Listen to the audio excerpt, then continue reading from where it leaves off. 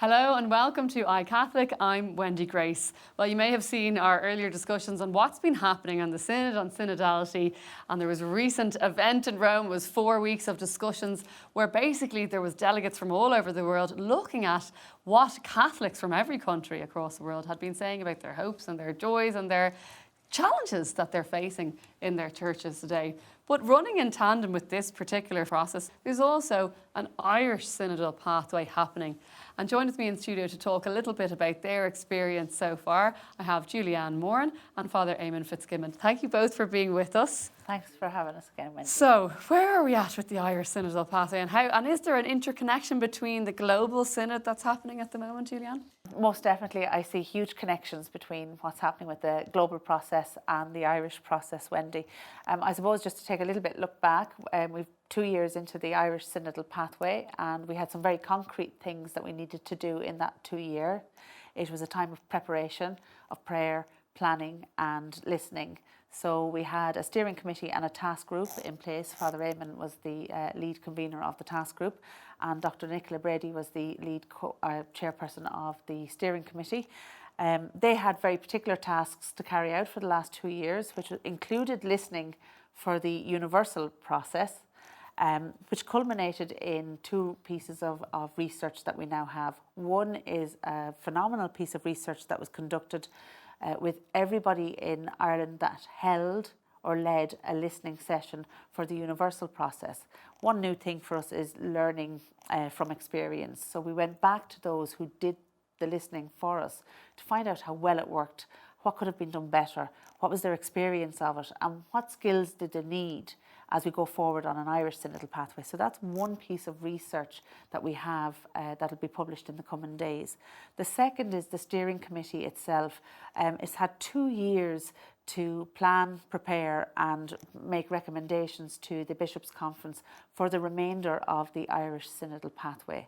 The steering committee has just finished that work. It's made a number of recommendations to the Bishops' Conference for the structure and content for the remainder of the pathway. So for us, we hope to journey now towards something that you've seen out of the visuals from Rome, a similar style of assembly towards 2025, where the Irish Church will gather and bring people with them on a journey, exploring questions that relate to the Church here in Ireland.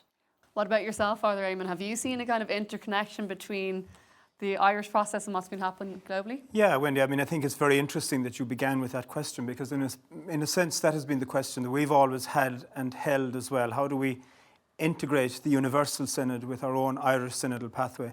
I think actually they've complemented each other very well and supported each other very well, because here in Ireland we moved through the various stages of the Universal Synod as part of our own synodal pathway. So with the diocesan stage, where parishes, communities, others, dioceses listened, consulted, generated reports. We generated our own Irish national report. We developed this document for Rome, but it feeds back into our own situation.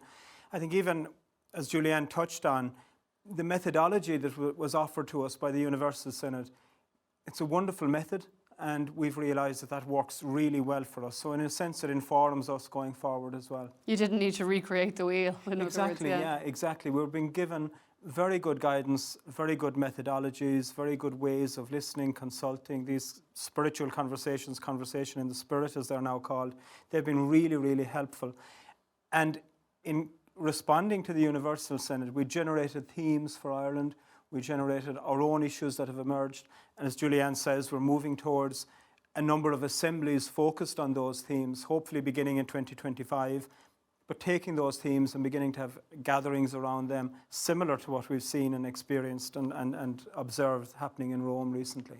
So Julieann, what happens next? So you do similar exercises, Father Eamonn says, listening, coming together, discerning, but then what do you do with that information?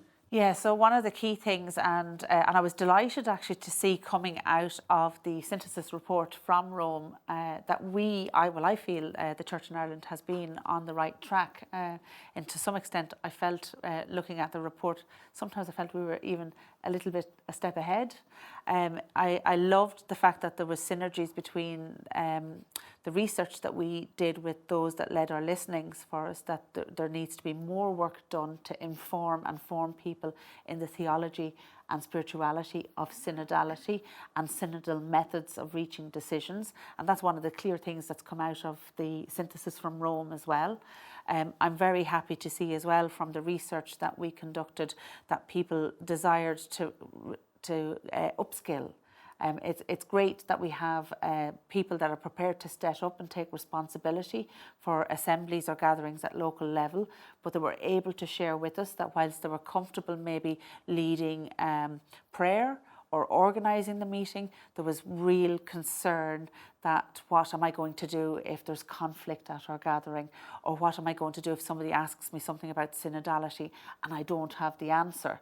So what's come back to us in the research is that people would like upskilling around the theology of synodality, the spirituality of synodality. People sought skills on how to truly listen, so skills in discernment, skills in dialogue, skills around managing conflict, because of course there's going to be times when we can't all agree, no matter the methodology that we're using. And interestingly, which again I see coming from the synthesis in Rome, that sense of being able to outreach further to those that maybe our voices yet to be heard.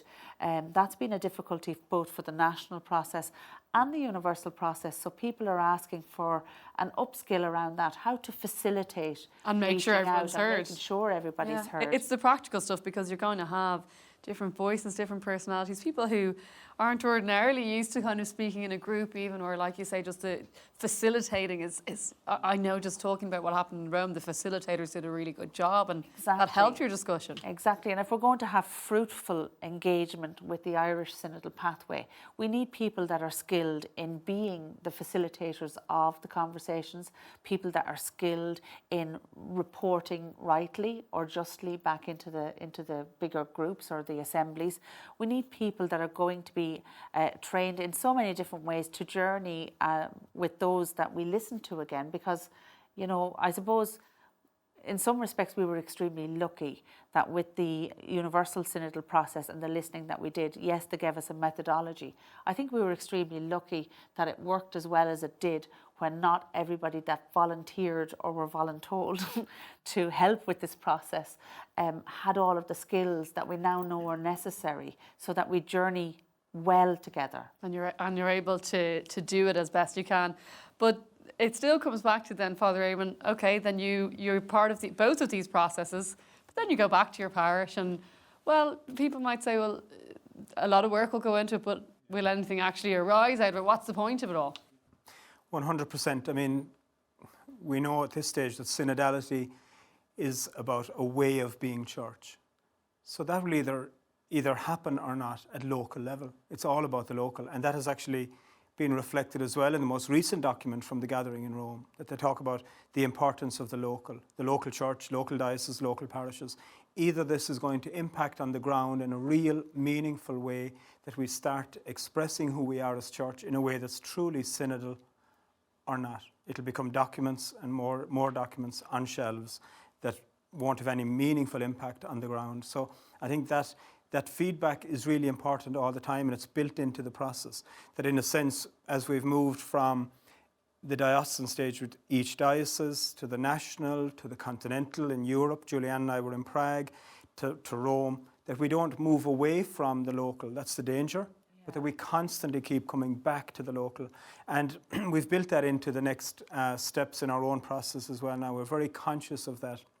That really, if you like, the success of the Irish Synodal Pathway will be dependent on the parishes throughout our 26 dioceses engaging with this and it happening on the ground in a real way. So we're asking every diocese to have what we're calling a diocesan synodal team, and to establish a small group of people who are familiar with the methodology, who are familiar with the various documents, who've been part of the process up to now, and who are able to, if you like, be the drivers at local level, so that they would be in constant contact with the leadership at diocesan level, with the bishop and with others, in contact with the national process and programme, but then communicating that back into their parishes and their own communities. that they are also the people who are able to come forward for the training or nominate others to do so, the training that Julieann just mentioned there. But I think you're right. I mean, for me, that's really where the rubber meets the road is so important.